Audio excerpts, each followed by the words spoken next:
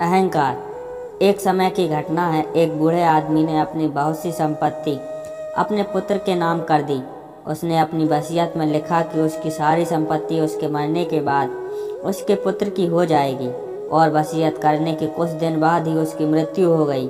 संपत्ति इतनी अधिक थी कि उसका पुत्र और आगे आने वाली 7 पुश्तें तक भी आराम से बैठे बैठे बिना कोई काम धंधा किए खा पी सकता था। मगर उसका पुत्र अभी भी संतुष्ट नहीं था। वह अधिक से अधिक धन कमाना चाहता था। इसलिए उसने अपनी सभी अचल संपत्ति बेच दी और भिन्न भिन्न वस्तुओं की खरीद फरोख्त कर उनका व्यापार करना आरंभ कर दिया। भाग्यवश वह बहुत कम समय में अत्यधिक सफल हुआ तथा शीघ्र ही पहले से अधिक धनवान हो गया।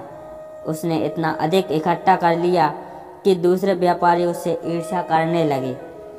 कभी कभी दूसरे व्यापारी या उसके मित्र उससे सफलता का रहस्य पूछते तो वह कहता, मैं इसलिए उन्नति कर रहा हूँ कि मैं अपने धंधे को समझता हूँ और कठोर परिश्रम करता हूँ। मैं अपने ग्राहकों को भी खुश रखना जानता हूँ।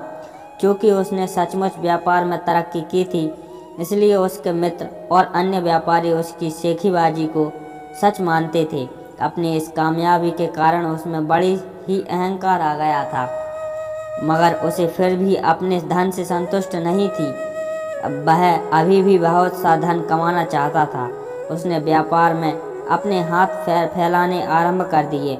आरंभ में तो उसे व्यापार में लाभ हुआ, मगर उसका अहंकार इतना बढ़ गया था कि भाग्य की देवी उससे अप्रसन्न हो गई। उसे व्यापार में घाटा होने लगा। पहली घटना तब हुई जबकि माल से भरा उसका समुद्री जहाज डाकुओं ने लूट लिया। दूसरी घटना में माल ने लदा जहाज अरब सागर में डूब गया। उसके भाग्य में कुछ न कुछ अपशगुन उत्पन्न हो गया था। तीसरी घटना ने उसे बिल्कुल ही उखाड़ फेंका।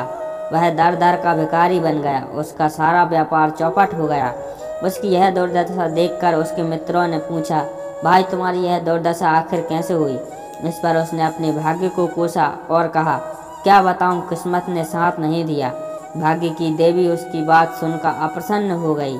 वह साक्षात उसके सामने प्रकट होकर बोली, तुम सचमुच बहुत अकृतज्ञ हो।